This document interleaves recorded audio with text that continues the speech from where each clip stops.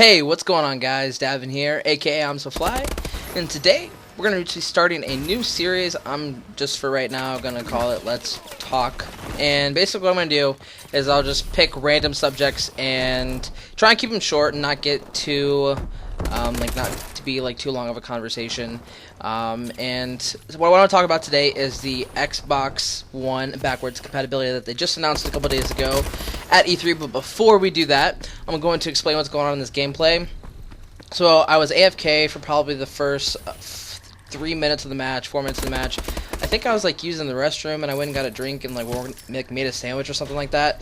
So when I came back, we're like getting our asses kicked really bad, and I'm playing with my boy Anubis is God, aka Kevin. I've talked about him in the last couple of videos. He is the one that I am doing the montage with, or the dualtage with, I should say. So I just thought it was a cool gameplay, like me and him totally just go off and backpack the crap out of our crappy team and come back and win. So I just thought that was cool. But that's all I want to talk about the gameplay. So the backwards compatibility, I'm just going to give like my opinion on it and what I think about it, and explain a little bit more how it works, because to some people it's a little unclear about exactly how it's going to be able to work, because to everyone's understanding, when the Xbox One was announced, or like, you know, it was released, they said that it was not going to have the ability to do backwards compatibility. Like, the system would not be able to run Xbox 360 games and Xbox One games. So a lot of people were really confused, like, well, what the fuck, how are we able to do this now? So after watching a video with this guy named Major Nelson, I don't know if you guys have heard of him, but he's a big like spokesperson for Microsoft and always gets like the exclusives and stuff on stuff like this. But I watched a video where he did an interview with one of the guys, like lead designers or something at Microsoft, and talking about it. So basically, the way it is going to work is like this. So basically, Microsoft designed an emulator, and the update that they're going to be implementing into the Xbox One to the console update, it is going to be an emulator that's going to be able to play Xbox 360 games. So basically, they're installing like a mini program that's going to have the ability to read the discs, I guess, or something. I don't know. But basically, so they have this emulator so that when you put the game in, it has to be approved first. Now, in order for the game to be approved or on the list of games that's like capable of being played on the Xbox One, it is not up to Microsoft. Microsoft doesn't choose what games that they want to be allowed on the Xbox One, or like what games are backwards compatible. Xbox or Microsoft doesn't choose that. The way that it works is that basically, like, the emulator is going to be like a catalog, and it's going to have a bunch of like Xbox 360 games, and just over time they're going to be adding more and more and more to it. You don't have to pay for these. If you have the game, then you'll be able to just find it on the catalog and download it and play it.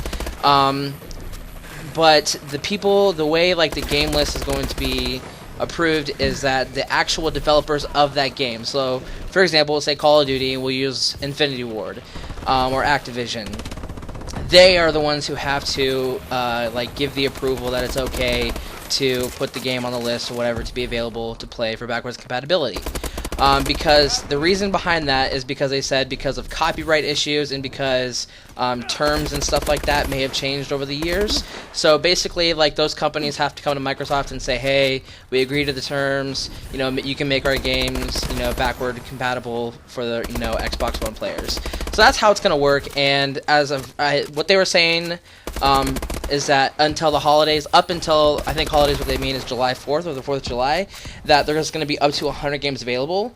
I think these are just already pre-approved games, and then they said over the time, throughout the course of the rest of this year, they'll be adding more and more games.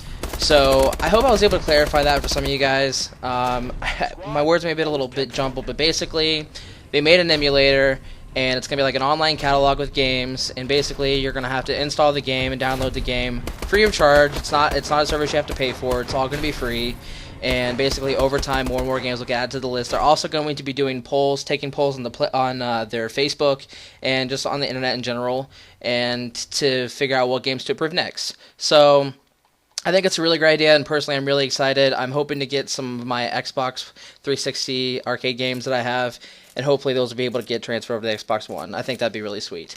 But I hope you guys enjoyed the video. I hope, like I said, this helps you guys to understand exactly how backwards compatibility is going to work.